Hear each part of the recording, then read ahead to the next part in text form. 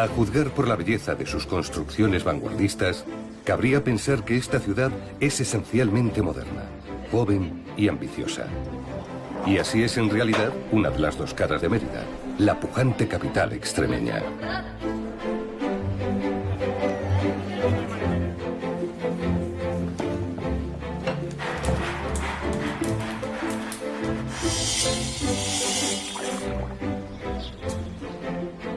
La otra cara, presente hasta en los rincones más insospechados, es la de la histórica colonia Augusta Emérita, que fue concebida desde su fundación como una Roma en miniatura.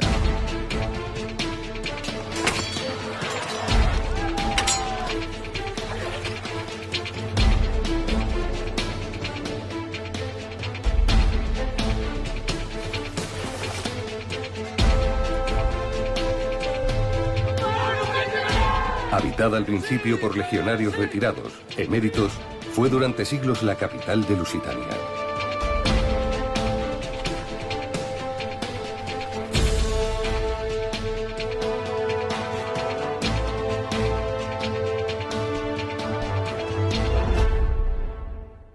Bueno, Choco, ¿qué nos toca hoy? Pues nos tocan 10 kilómetros de R1, así que ¿por dónde quieres hacerlo?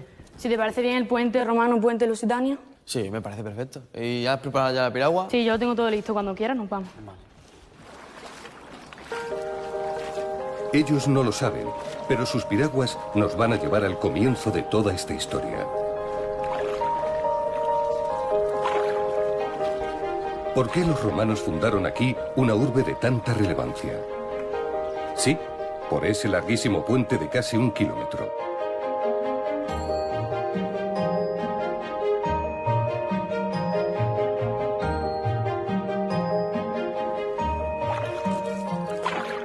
Este era el lugar ideal para construirlo. En verano, aquí el nivel del Guadiana era tan bajo que se podía cruzar sin apenas mojarse las rodillas.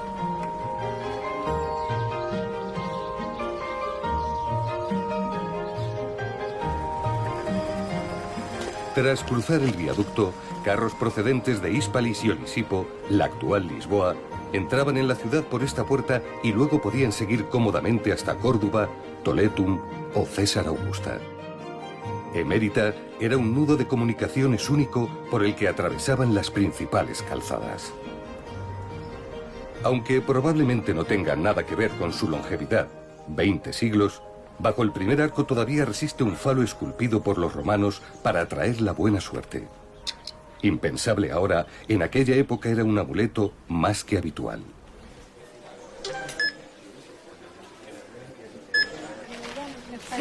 A diferencia del puente, el resto del legado clásico fue ignorado durante más de un milenio. Hasta 1910, la obra cumbre de aquel periodo, el Teatro Romano, permaneció casi enterrada por completo. Únicamente sobresalían 7 fragmentos de las gradas más altas, las llamadas 7 sillas. Según contaba la leyenda, eran los tronos gigantes de 7 reyes moros que desde allí gobernaron la ciudad.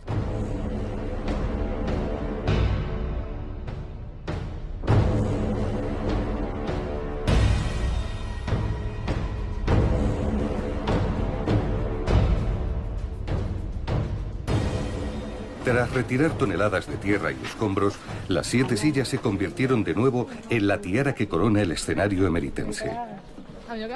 Una metáfora quizás demasiado pomposa para describir lo que era en realidad el gallinero.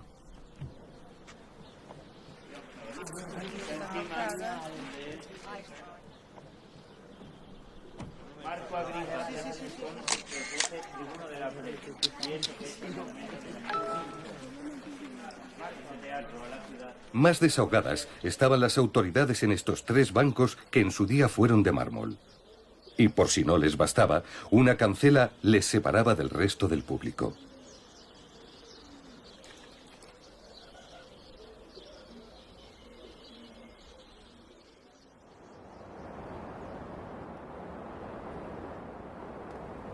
La parte más espectacular del teatro es el frente escénico. Fue reconstruido pero nunca repintado. En realidad, en tiempos de Horacio y Virgilio, el estuco tras las columnas era de color rojo. Ellos utilizaron el frente escénico, o sea, el fondo, como de alguna forma algo parecido que ocurre en los retablos de las iglesias, ¿no? Lo utilizaban para que la gente viera el poder, la fuerza que tenía el emperador. Y en esos huecos, en esos espacios, situaban las esculturas de los dioses, pero faltan otras muchas piezas. Esas piezas que faltan son todas esas piezas que se han deteriorado porque eran telas, porque era madera, porque era pintura, y no han aguantado los 2000 años de historia.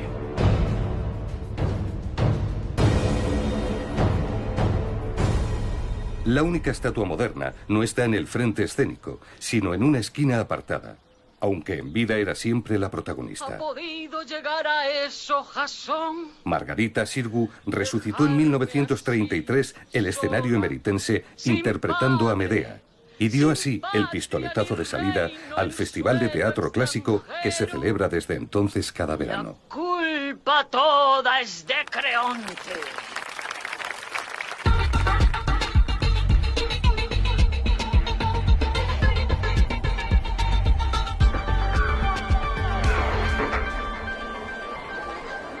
Con la llegada del calor, los mejores actores y directores de España y Europa ofrecen sus versiones de los textos griegos y romanos. La atmósfera que reina esos días en la ciudad es mágica. Para los intérpretes es un momento único. Te produce una emoción muy fuerte actuar aquí. Yo creo que es por la energía que contienen estas piedras, por su historia, por estar en contacto con la tierra, con los elementos, con el aire, con las estrellas, con la noche. Lo esencial de las tragedias griegas y de los textos clásicos está muy presente y muy latente y yo creo que es un material valiosísimo y necesario porque nos define como civilización, ¿no? y forma parte de nuestro inconsciente colectivo. Esta noche estrenan Las Troyanas, de Eurípides. Las entradas están agotadas desde hace días. Yo vi eso que ahora llama crímenes de guerra. ¡Qué tontería! ¿Qué diablos es una guerra? Una guerra es eso, es un montón de crímenes juntos los unos con los otros. ¿Cómo no voy a gemir si ya no tengo patria? Si ya no tengo esposo, si ya no tengo hijos. No hay dolor en el mundo que no me pertenezca.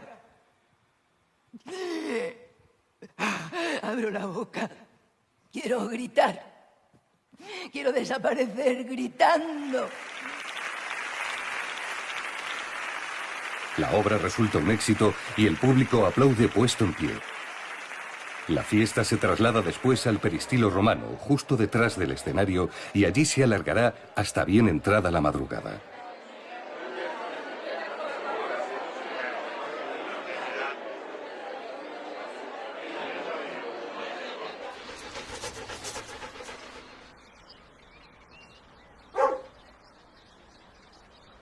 El río y su kilométrica isla se convierten en el punto de encuentro por la mañana y al atardecer. La banda sonora omnipresente es el canto de los pájaros.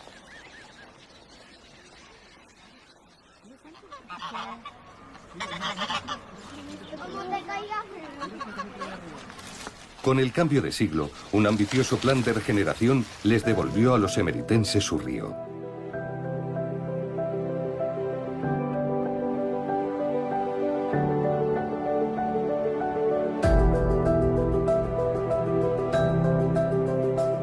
Ahora el Guadiana se ha convertido en la gran vía de la ciudad, poblada de construcciones que son ya emblemas de la renacida capital extremeña. La Biblioteca Jesús Delgado Balondo es un ejemplo. Otro, el Palacio de Congresos.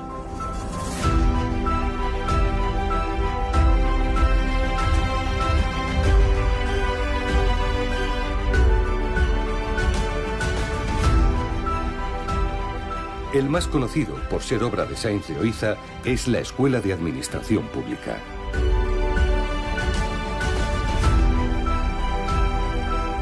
Pero sin duda, el símbolo de esta nueva Mérida audaz y decidida es el puente Lusitania, obra de Santiago Calatrava.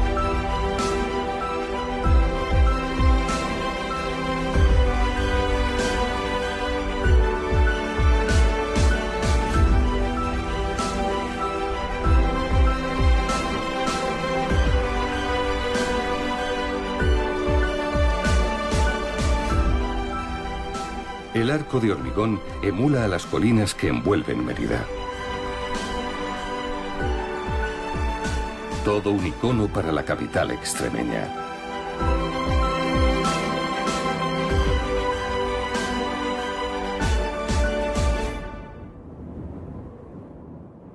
Mérida fue designada Patrimonio de la Humanidad por su pasado romano, pero esconde mucho más. La inmensa alcazaba ostenta el honor de ser la fortaleza árabe más antigua de toda la península.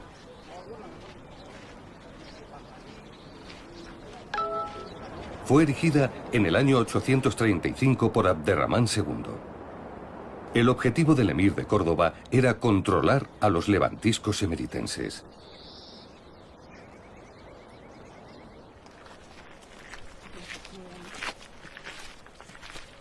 Tras esta puerta de columnas visigodas recicladas se oculta uno de los lugares más frescos de la calurosa urbe.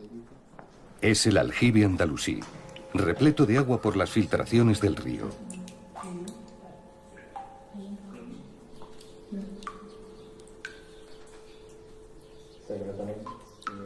En el techo, sorpresa, una cocina romana. Los árabes reutilizaron todo, lápidas incluidas. Y los cristianos, tras la reconquista de la ciudad, hicieron lo propio con los restos musulmanes. En una esquina de la fortaleza, la Orden de Santiago levantó un convento que hoy es sede de la Presidencia de Extremadura.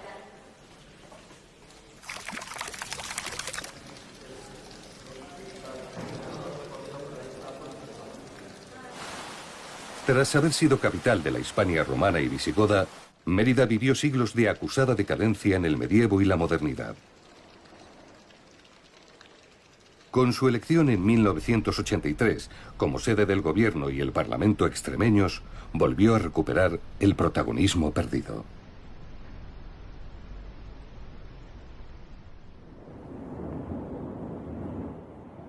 Otro edificio notable junto al río es el que se eleva sobre el yacimiento de Morería. Diseñado por Navarro Valdevej, alberga varias consejerías y es todo un ejemplo de coexistencia entre pasado y presente. Los hallazgos arqueológicos de este solar son un resumen escrito en piedra de la historia de Mérida. Hay vestigios de todas las épocas.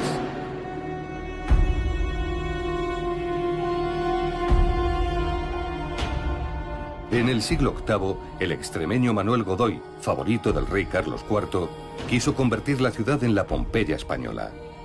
Planteó trasladar a la escasa población de entonces al otro lado del río y convertir así la urbe antigua en un museo.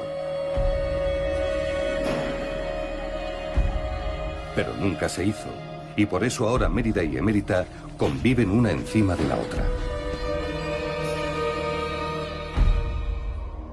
Contra viento y marea, José Ramón Mélida y Maximiliano Macías fueron los héroes que ya mucho más tarde, allá por 1910, iniciaron las excavaciones.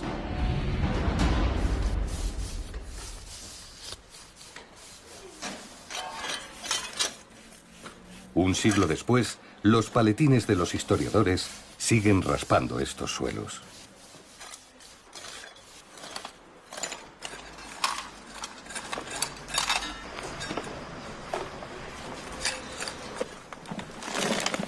Mérida yo creo que es inagotable, una fuente de recursos históricos fundamental para conocer a la Hispania en toda su integridad y por ende el Imperio romano, pero yo creo que Mérida siempre será un punto neurálgico para conocer las culturas del pasado y siempre tendrá cosas que enseñar. Jorge, por favor, ¿me podrías dar las medidas del contrapeso? Te doy altura y diámetro, ¿no? 49 de altura y 51 de diámetro. Vale, gracias. La historiadora y sus estudiantes excavan 2 tabernas. Trabajan en la Casa del Mitreo, una domus de lujo situada extramuros. Entre los hallazgos que hemos encontrado esta última semana se encuentra una cucharilla de hueso que posiblemente tenía una función vinculada a la cosmética y a la farmacopea, un removedor de perfume, así como una posible aguja para adorno femenino.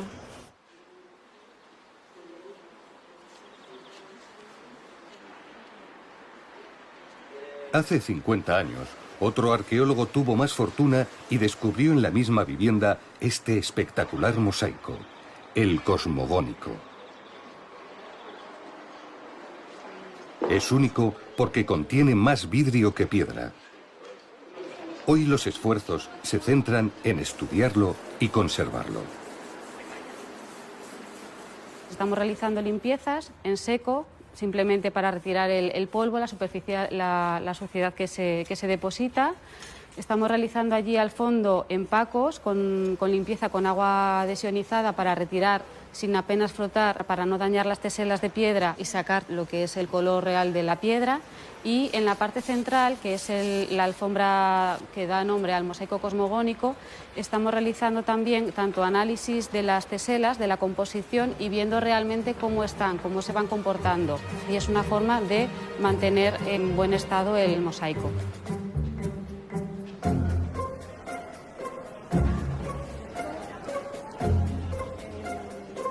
Echando un vistazo a los cimientos del arco de Trajano, comprobamos la diferencia de cota entre la Mérida actual y la emérita lusitana.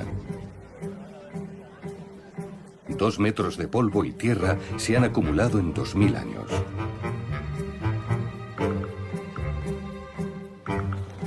La majestuosa puerta daba entrada al foro provincial.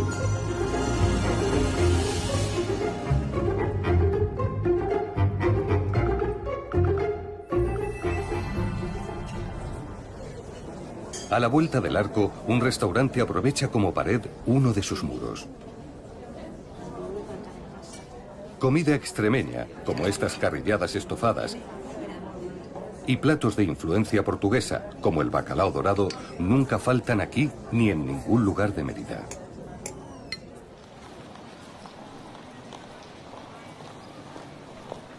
Precisamente en el arco de Trajano se inspiró Rafael Moneo para sustentar su reputado diseño del Museo Nacional de Arte Romano.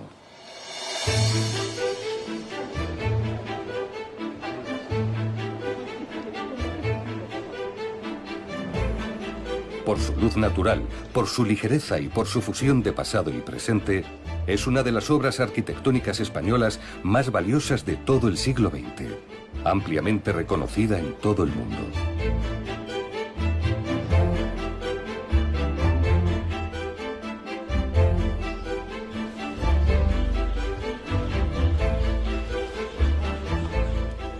Por cierto, aquí también había restos en el subsuelo, por lo que Moneo ideó una cripta que ensalzara estos excepcionales cimientos.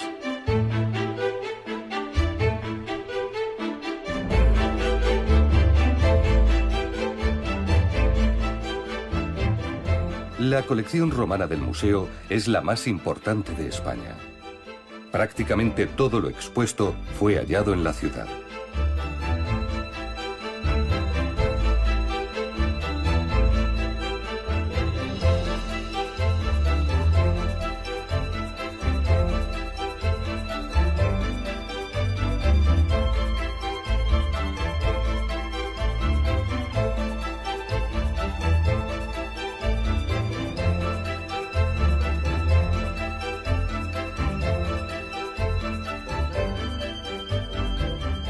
Mérida era la fachada política y del Imperio Romano.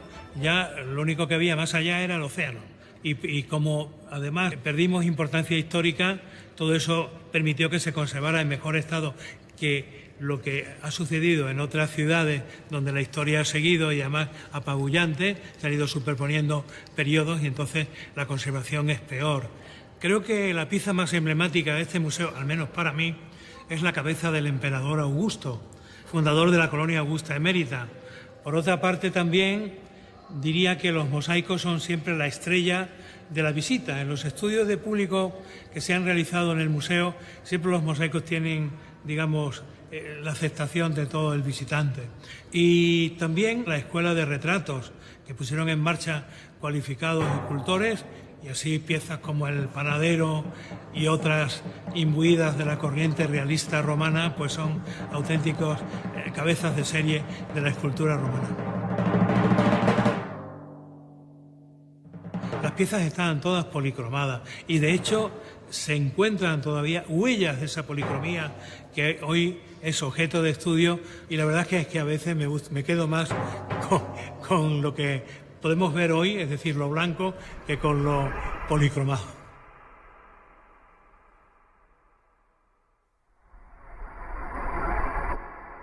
En el museo también hay muchos objetos cotidianos y la mar de curiosos. Por ejemplo, estos dados hechos de hueso, destinados a apuestas y trucados con plomo. O las lucernas con motivos eróticos.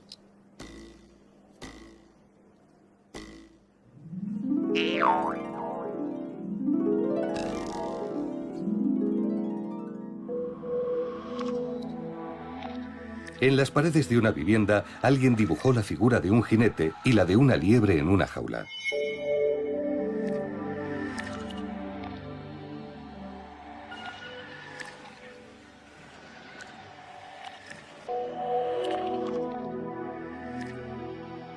Las fotografías de la antigüedad se hacían en piedra y a golpe de cincel. He aquí una instantánea de la inauguración de la ciudad en el año 25 a.C. El general Agripa cortaba la metafórica cinta.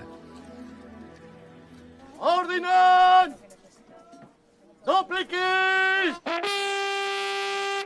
Ya sabéis las distancias. Escudo y medio. Que nadie piense que la herencia romana es solo cosa de museos.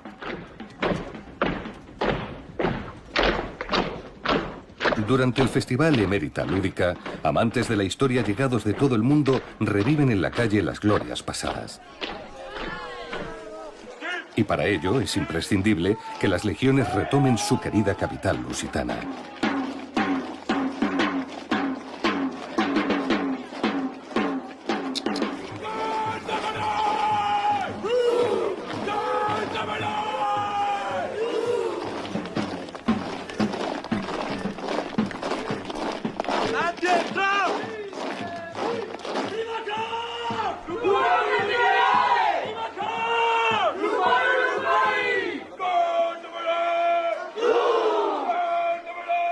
Pero no se trata solo de fanfarria militar. Estos apasionados de la cultura clásica recrean con la mayor verosimilitud las costumbres de hace 20 siglos.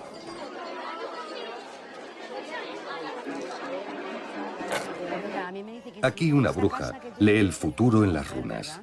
Tu marido le ve un ascenso, tiene trabajo estable y le ve todavía un ascenso dentro del trabajo.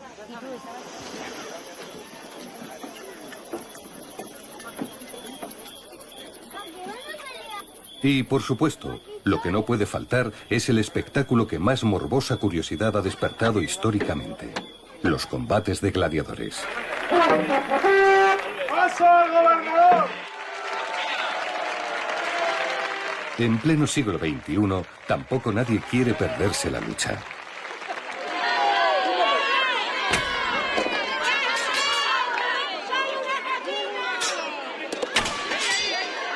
Hasta 15.000 espectadores llegaron a rugir desde las gradas del anfiteatro, hoy parcialmente reconstruidas.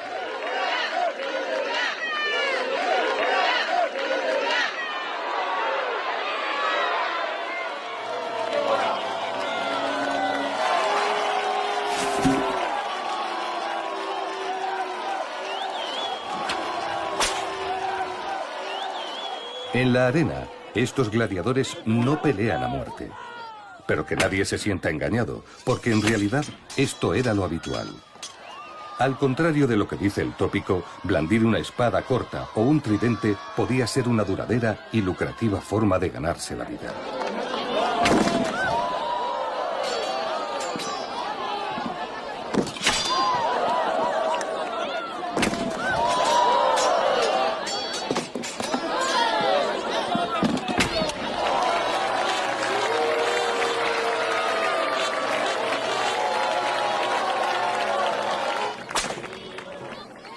No solo luchaban contra otros hombres, sino contra animales salvajes traídos de África y Asia. Durante las excavaciones del anfiteatro, descubrieron estas jaulas de piedra donde encerraban a las fieras.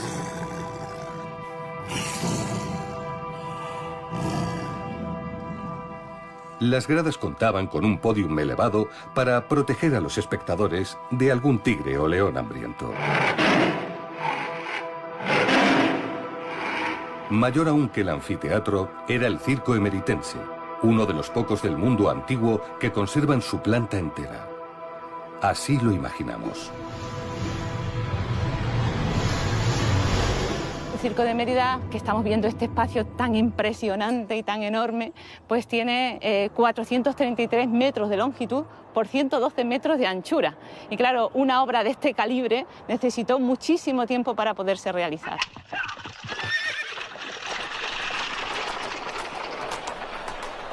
Las carreras de cuadrigas desataban pasiones, más incluso que los combates de gladiadores. Eran el fútbol de la época.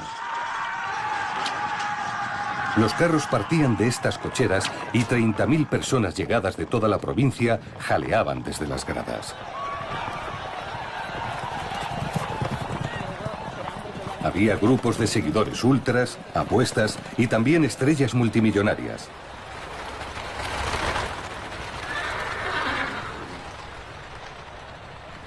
De hecho, se cree que el deportista más rico de la historia fue un auriga lusitano. Cayo Apuleyo Diocles logró 1.500 victorias y una exorbitante fortuna de 35 millones de sestercios. Él y sus rivales eran venerados. Pues lo más emocionante era cuando el auriga ganador de esa tarde pues bajaba allí donde estaba el pulminar, ¿no?, la tribuna, y las autoridades bajaban a coronarle, ¿no?, con el laurel, a darle la palma del triunfo y a ser vitoreado y demás, y luego darse un paseíto también con la cuadriga y demás, recibiendo la aclamación de todos.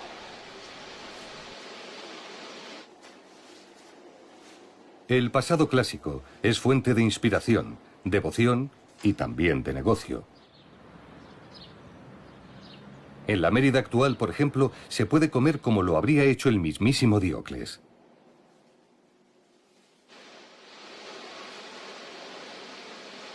Y también lucir las joyas que bien pudo haber regalado el auriga a alguna de sus amantes. Y es que muchos restaurantes, casas rurales, termas o talleres viven hoy en día de reproducir un idílico mundo antiguo.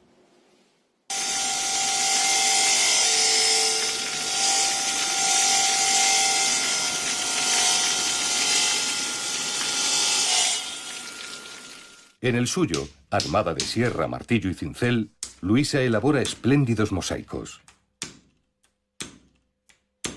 Y ahora estas teselas ya, con la ayuda de la tenaza, pues vamos a ir adaptándolas al dibujo que tenemos aquí enfrente.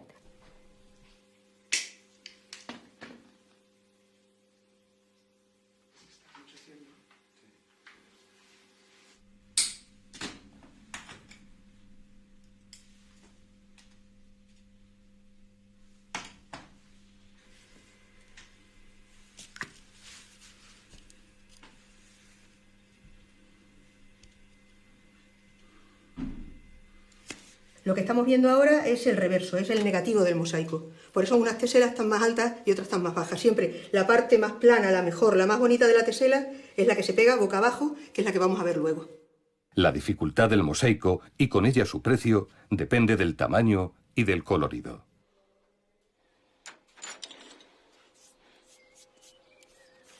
Los desnudos son los más caros porque necesitamos una amplia gama, sobre todo de rojos y rosas. En este, por ejemplo, vemos diferentes tonos de rojos y de rosas. Pues en un desnudo tendríamos que hacer, para que no quede plano, deberíamos hacer una gama de eso, unos 5 o 6 tonos del mismo color, de los rojos y rosas.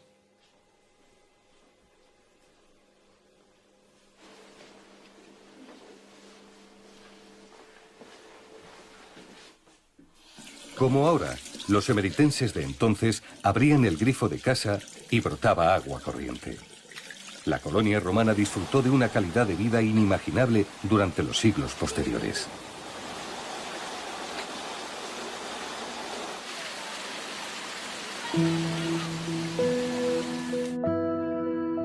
Embalsaban el agua fresca y limpia de 2 arroyos en la presa de Proserpina, una de las mayores de toda la época clásica.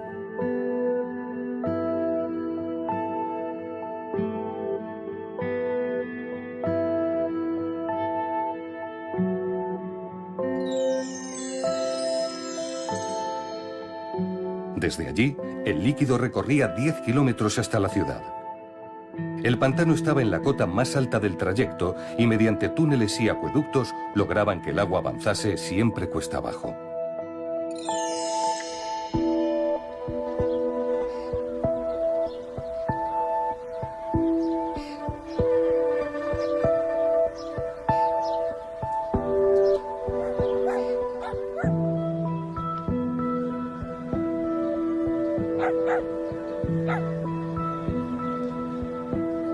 Con el de los milagros, bautizado así porque durante siglos les pareció milagroso que se mantuviera en pie, salvaban el accidente geográfico más problemático, el río Albarregas, afluente del Guadiana.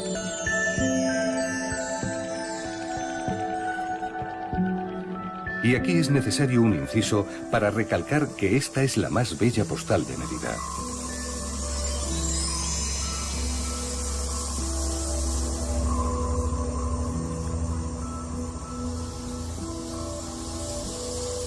El romanticismo que destila un acueducto ruinoso coronado por nidos de cigüeñas no pasó desapercibido a escritores como Unamuno, ni a artistas viajeros como Richard Ford o Gustave Doré.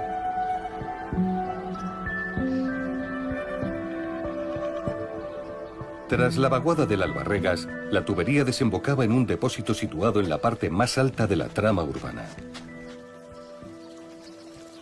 Desde este dejaban caer el agua fresca hasta cada una de las viviendas que podían permitírsela. Otras conducciones hidráulicas abastecían la capital lusitana. En la de Rabo de Buey San Lázaro destaca su acueducto.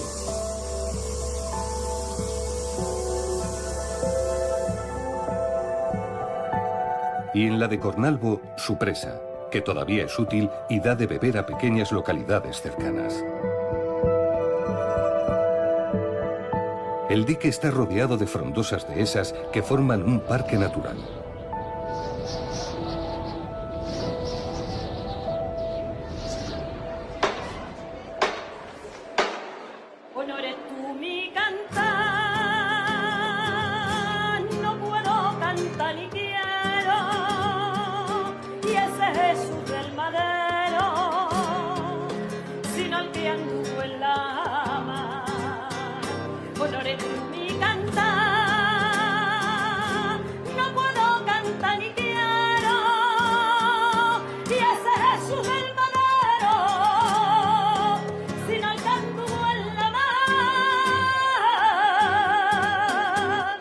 En Mérida, la Semana Santa tiene un sabor diferente porque las procesiones discurren entre ruinas romanas tan viejas como el propio catolicismo. El fundador de la ciudad, Octavio Augusto, y Jesucristo fueron contemporáneos.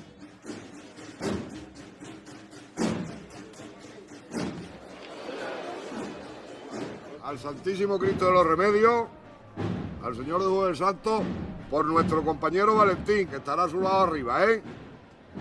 ¿De acuerdo? Venga.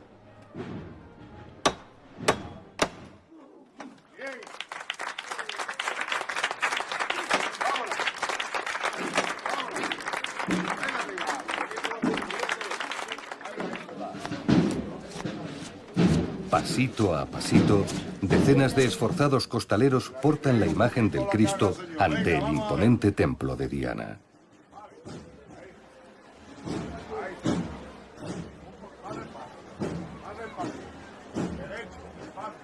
El Vía Crucis es la procesión estelar de la Semana Santa. Nada puede fallar. Pese a que cubran sus rostros y rehuyan cualquier protagonismo, Ellos son los responsables de que esta sea la madrugada más emocionante del año. Te pido por la Iglesia, la paz y la justicia, y nos conserves la fe. Amén.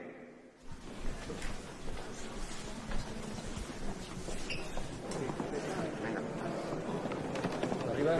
Sí.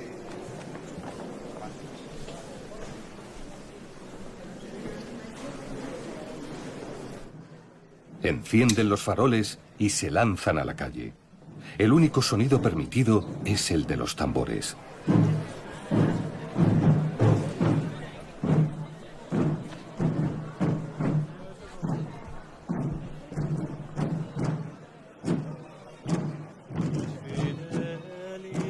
El punto álgido es la entrada del Cristo al anfiteatro. Allí eran sacrificados los mártires cristianos.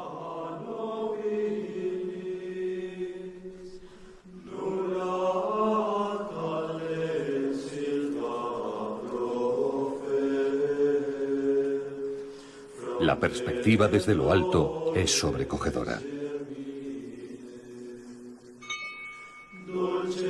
193 braseros con velas forman una gigantesca cruz. Junto con el de Roma, este es el único Vía Crucis que acaba en un coliseo.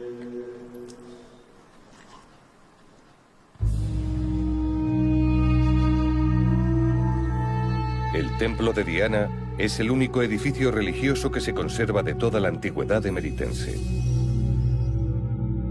No desapareció porque en el siglo XVI el conde de los Corvos decidió encajar entre las columnas corintias su palacio.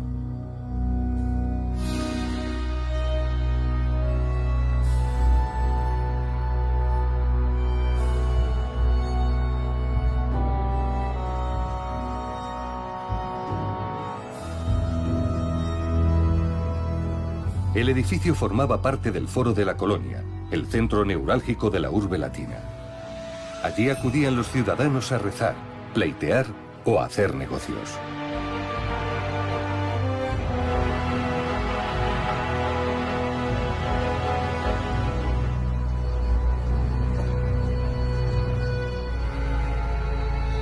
Muy cerca, también se conserva un pórtico construido a imagen y semejanza del Foro Augusto de Roma. La fastuosa decoración permite figurarse la monumentalidad con la que fue concebida la capital lusitana. Sobre las columnas corintias vigila con gesto grave el dios de todos los dioses, Júpiter Amón. Este escudo circular y abombado llamado Clípeo es otro de los símbolos de Mérida.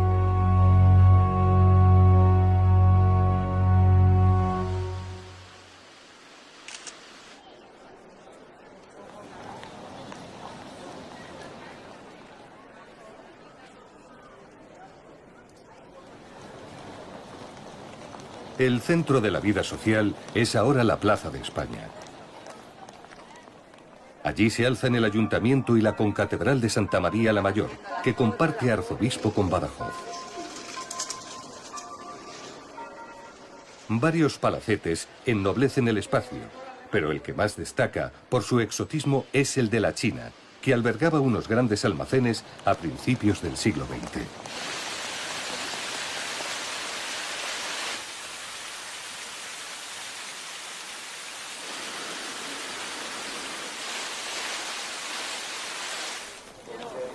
Desde la plaza parte la calle Santa Eulalia, principal arteria comercial y antiguo Decumanus Maximus.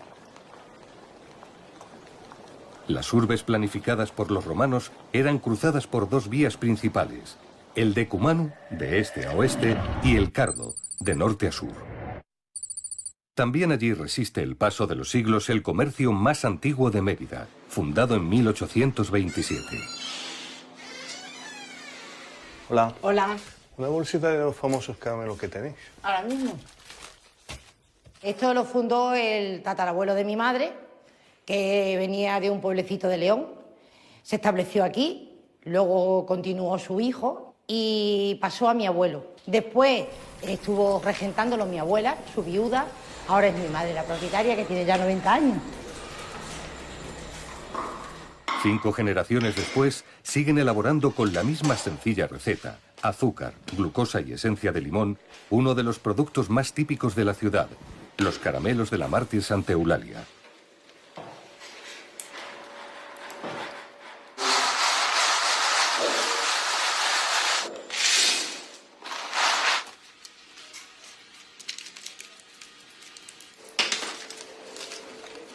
El caramelo representa Mérida. Aquí todas las personas que son de aquí pues le tienen un cariño especial, incluso cuando han estado fuera, el mejor regalo que pueden recibir es un paquete de caramelos de la Mártir. Los emeritenses devotos son fieles seguidores de Santa Eulalia, aunque ellos la llaman siempre la mártir. Esta niña fue perseguida por el emperador Diocleciano y tras su muerte en la hoguera, los cristianos comenzaron a peregrinar hacia su tumba.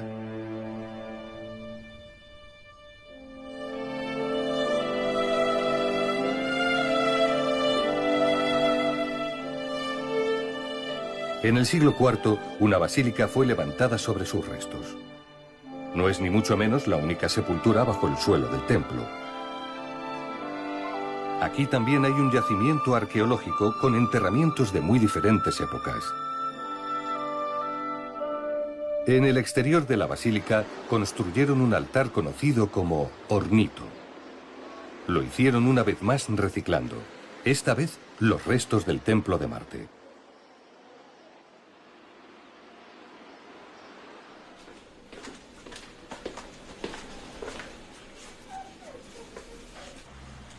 En Mérida tampoco puede faltar el jamón ibérico. Es el manjar por excelencia de esta tierra. Muy cerca del teatro y el anfiteatro, afila su cuchillo el mejor cortador del mundo, con varios récords Guinness.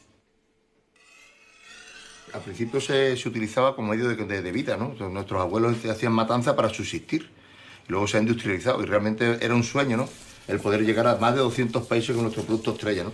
Entonces creo que lo que aporta Extremadura, el jamón ibérico y el cerdo ibérico es una riqueza tremenda. Para una buena degustación, las tapas tienen que tener aproximadamente 4 centímetros, transparente, y que al introducirlo en la boca, con la lengua al paladar, el jamón se deshile y la grasa se funda con la temperatura de la boca. Esa es la forma de degustar un buen jamón.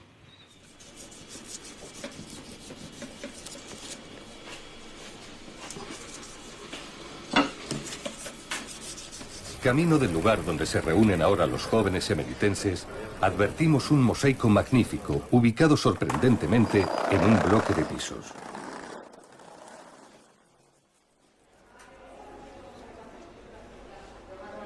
Si en un punto cualquiera hay una pieza de esta talla, nos asalta la pregunta: ¿qué puede ocultarse todavía bajo la alfombra de la Mérida moderna?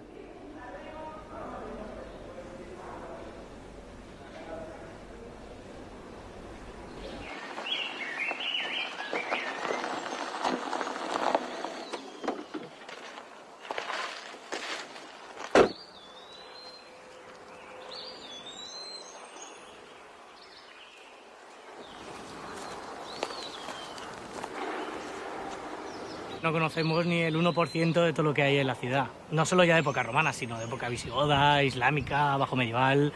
Hay 2000 años ahí de historia. Llevamos un siglo, un poco más de un siglo de excavaciones, pero todavía queda muchísimo.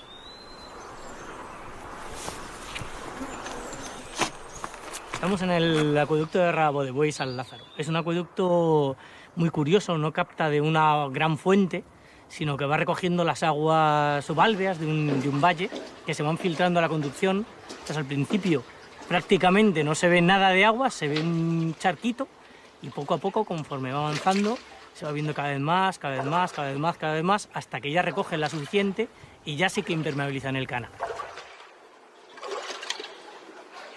Explorando el túnel de varios kilómetros, llama la atención la calidad de la obra y los materiales. Sorprende que tras 2000 años siga corriendo en dirección a Mérida el agua limpia y fresca. ¿Quién sabe lo que todavía fluirá bajo el pavimento de la capital extremeña? Y los romanos, cuando construían las cosas para que duren, sobre todo las obras públicas, no para que duraran 100 años ni 1000, sino a veces que fueran eternas. Sin saber qué se esconde debajo de ellos, los jóvenes emeritenses patinan en este rompedor edificio del estudio selgascano.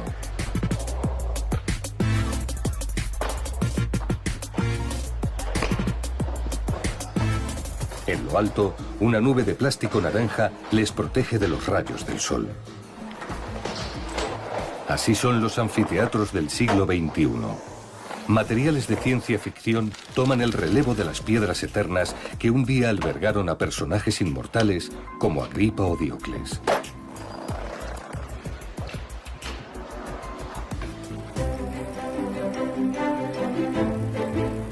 Mérida, la ciudad de las dos caras, no se resigna a un mero papel de reparto y quiere de nuevo en el tercer milenio ser la protagonista.